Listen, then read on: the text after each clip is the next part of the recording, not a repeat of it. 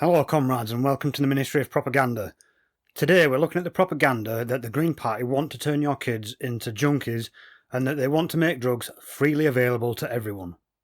As always, all sources are linked in the description. To start with, let's take a look at who is pushing this narrative. The right-wing press, like the Daily Mail and others, started running this narrative after an interview with Zach Polanski. They then obviously read the full policy on the Green Party website and massively misquoted it, knowing that all of the Green Party policies are currently behind the member area of the website as they're undergoing review and probably won't be republished until after the spring conference, meaning that unless you're a member of the party, you can't actually go and check. If you are a party member, however, the link is in the description. This is expected from this type of publication though, and would probably have little effect as the readers of these papers tend to be either conservative or reform voters who are unlikely to change their opinions as they're not capable of nuanced thought processes.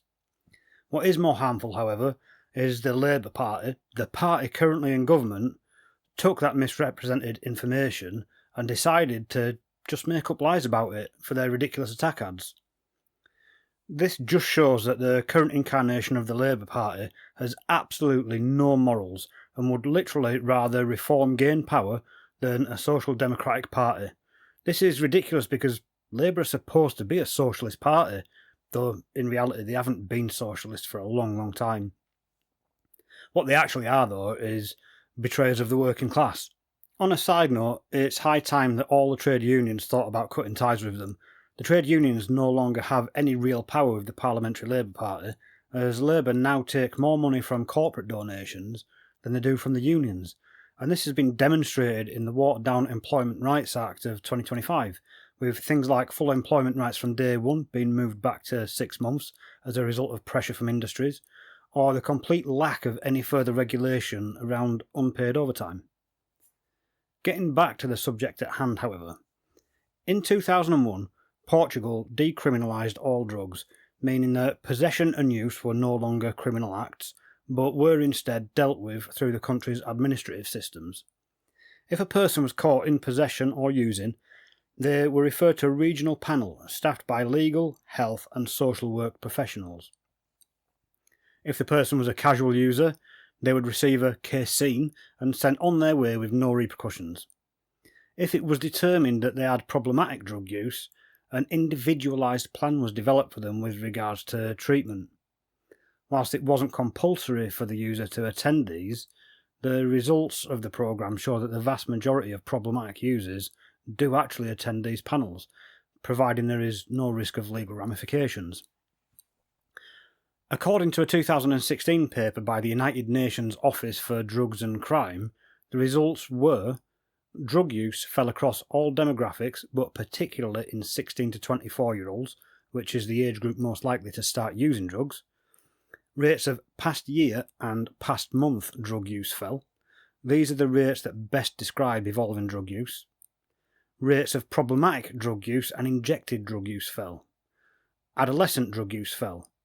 The proportion of the population that have ever used drugs fell. The number of people contracting HIV and hepatitis C, along with deaths from AIDS as a result of injecting drugs, also fell massively.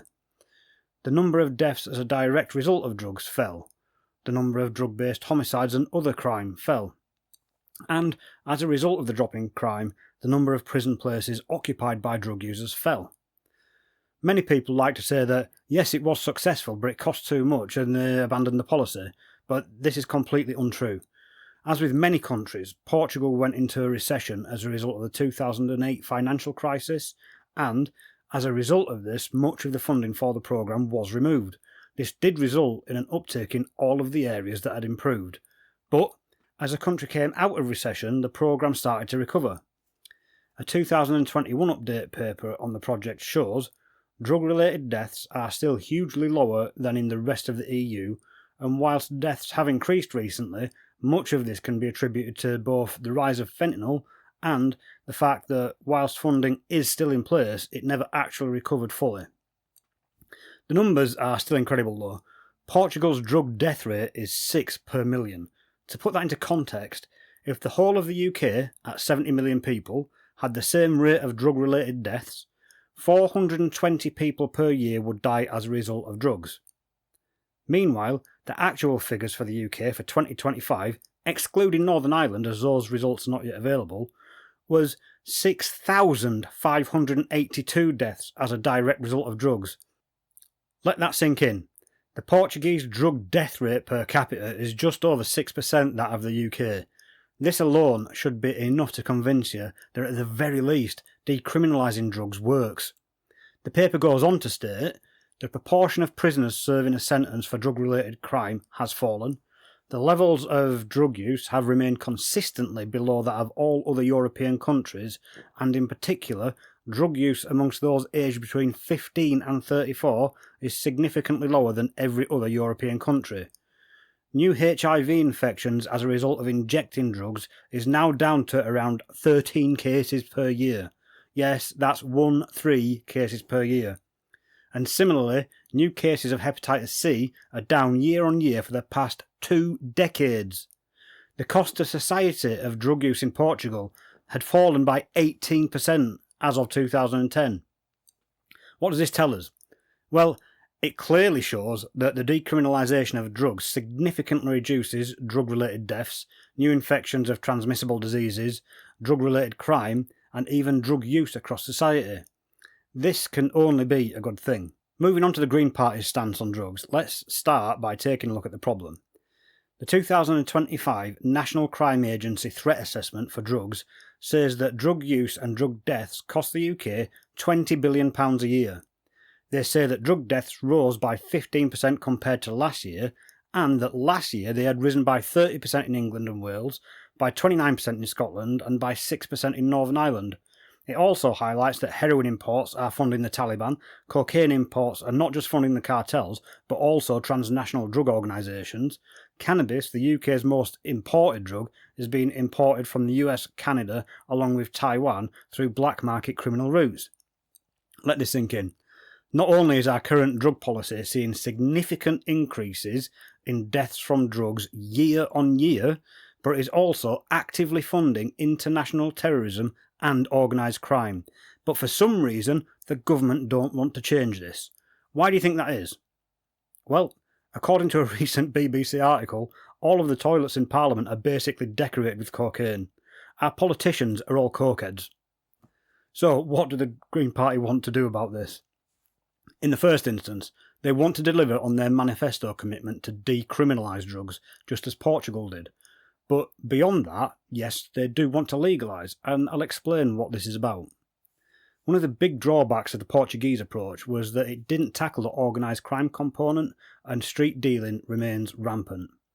This means that users are ingesting drugs of unknown origin and quality, and the black market is still funding international crime. The Green Party recognises that no matter what a government does or how much it spends, people will always take drugs. We cannot stop it. Currently, 2 drugs are legal and regulated, tobacco and alcohol. This will become more relevant shortly. The long-term plan for the Green Party, and it should be emphasised that reaching the end goal here would be done one step at a time and analysing the evidence before moving on to the next step, is to legalise all drugs and control both supply and response on an individual drug level, with the minimum age for access to any drug being 18 years old. For example, in contrast to the media headlines and the Parliamentary Labour Party claiming that they'll be turning children into heroin and crack cocaine addicts, the much lambasted policy around heroin and crack cocaine actually specifies that these drugs would only be available on prescription from a doctor in a healthcare environment and only as part of a treatment plan for existing addicts who cannot take heroin or crack cocaine synthetic analogues. Additionally, the rollout of overdose prevention centres, or OPCs, both as traditional healthcare environments and as mobile units staffed with medical personnel, will allow users to use their own supply but with clean needles in a safe and monitored environment with people trained to save their lives should anything go wrong. These OPCs will also be equipped to test the quality of the drugs so that users know what they are taking. The mobile OPCs are aimed at homeless users, as these people are some of the most at-risk users in society. As you can clearly see, the act of legalising but heavily controlling these substances will encourage users to come forward and use the OPCs without fear of legal ramifications like in Portugal. But with the addition of the staffed OPCs will save even more lives, and making the substances available as a treatment for the worst cases will help to alleviate immense suffering. Recreational party drugs like speed and MDMA would be available from specialist pharmacies on request. The user would have to go through a short interview and education session before being allowed to purchase the drug, first to discuss their use case and see if their use is problematic or a single recreational use, and then to inform them of the dangers, expectations, warning signs, and what to do in the event of an issue. If their use is deemed problematic, they would be referred to the relevant specialists depending on their specific use case. MDMA may be made available in lower doses from bars and clubs under licence, providing the venues can demonstrate that all staff are trained to recognise symptomatic behaviour that leads to problems and that they're also trained to deal with those problems. The much criticised drug GBH, known for its use in date rape cases, would also be legalised. Now, before the political illiterati start throwing a tantrum, please listen. The plan with this drug is to make it available only from specialist pharmacists and at much lower doses than those required to render someone unconscious. At these doses, the drug is often used on the club scene as it induces euphoria and in some cases mild hallucination. This drug, along with any drug from a special pharmacy, would be subject to all the same interview processes, and all venues would need to be trained to recognise the drug and its effects, along with how to deal with issues surrounding the drug and taking extra precautions around consuming it with alcohol and the dangers of drink sharing. Again, it's really important here to remember that currently this drug is available from anywhere, in any concentration you like, and staff at venues are not trained to recognise it or respond to it, which leads to horrific outcomes for many young women. This policy will significantly reduce the harm that this drug currently does. Cannabis, the UK's most used drug alongside hallucinogens like mushrooms, have been shown, in the most part, to be exceptionally safe when used in appropriate contexts. This means not driving or operating machinery under the influence, not being in a decision-making role whilst under the influence, and not looking after children whilst under the influence, to name a few. The plan with these drugs is quite simple. For cannabis, the policy would allow community cooperatives, under licence and regulated, to grow and consume their own cannabis. They would be limited in amount and would also need to provide information and support to the wider community. Hemp farmers would also now be able to harvest the flower for resale.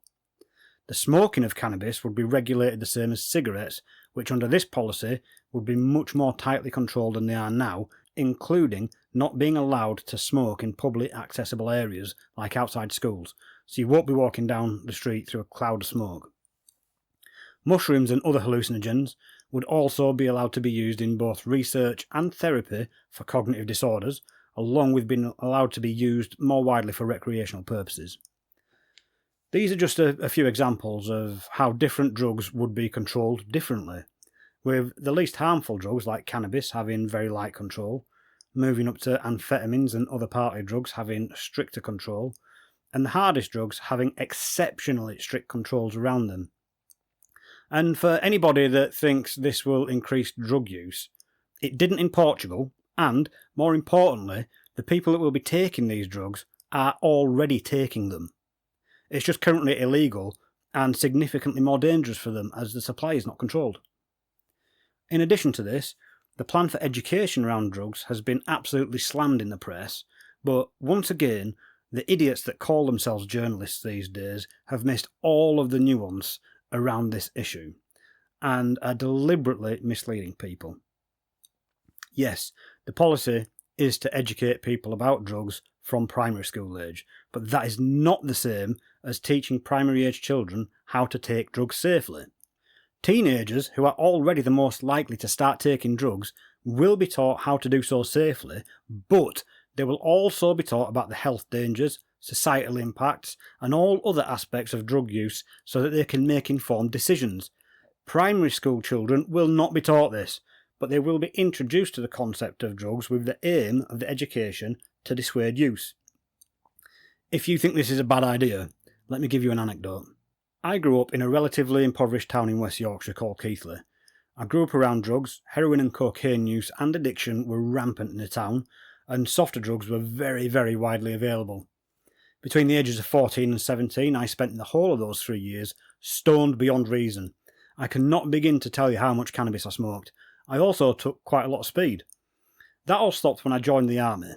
Now, whilst I was smoking pot like it was on a fire sale, a lot of my friends were trying a lot of other drugs. These other drugs were much harder, and they ruined a lot of lives and caused more than one death.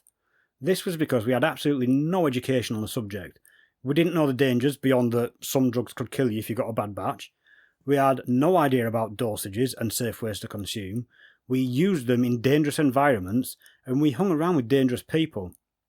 A few of the lucky ones, like me, escaped by enlisting or moving away, but those that didn't ended up, in most cases, ruining their lives. Some are dead, and others are still addicts now.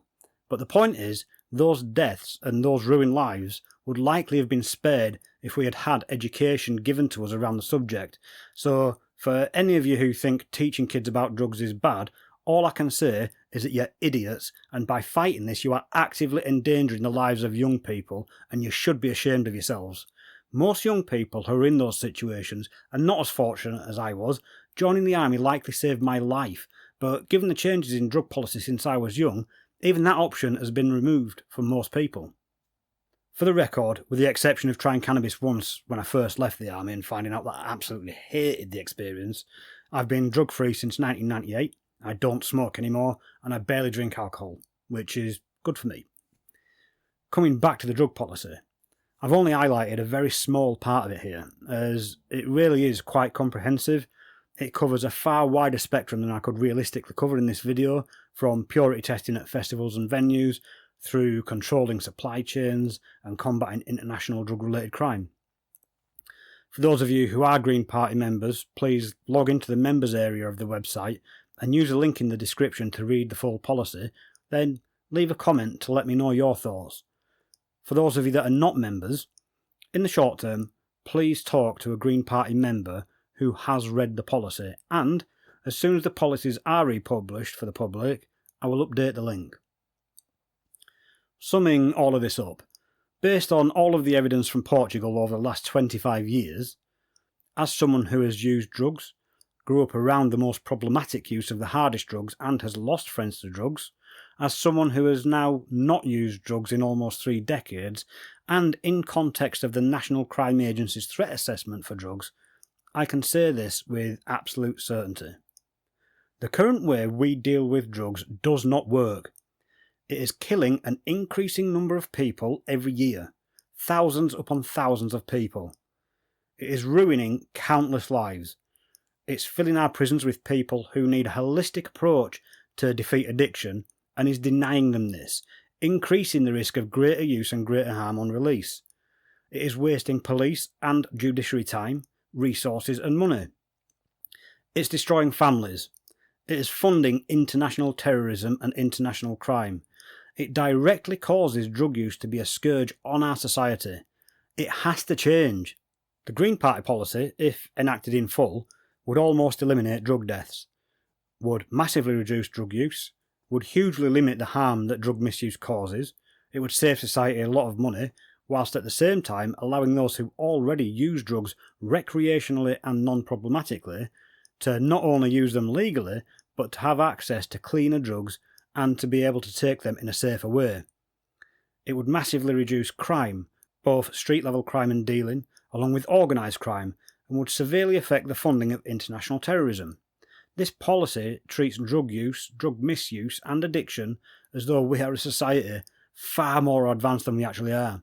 It treats people as responsible adults, allows them agency over their own lives, gives support for problematic use, and treats the most desperate and vulnerable in our society with compassion and care. It is a policy that we should not all only support, but we should actively be proud of supporting it. From my life experiences and the reading I've done around the subject, and from what is blatantly evident if we open our eyes, The current government's reaction, along with that of both the tabloids and broadsheets, is almost criminal and severely lacks any imagination for doing things differently, despite massive amounts of evidence. It really is crazy that this policy is not just the way we do it already. If you're going to leave a comment arguing against this, please at least have an actual argument other than drugs bad or but the kids. Because in the face of all the evidence and the detail of this policy, they're simply not valid arguments and will make you look entirely foolish. If you don't support this policy, you either don't understand it or you don't care about the drug problems we face. Anyway, I hope you either enjoyed this or learned something new. Please like the video to help the algorithm, leave a comment to let me know your thoughts, and consider subscribing. Thank you for watching, and remember, fight fascism at every opportunity.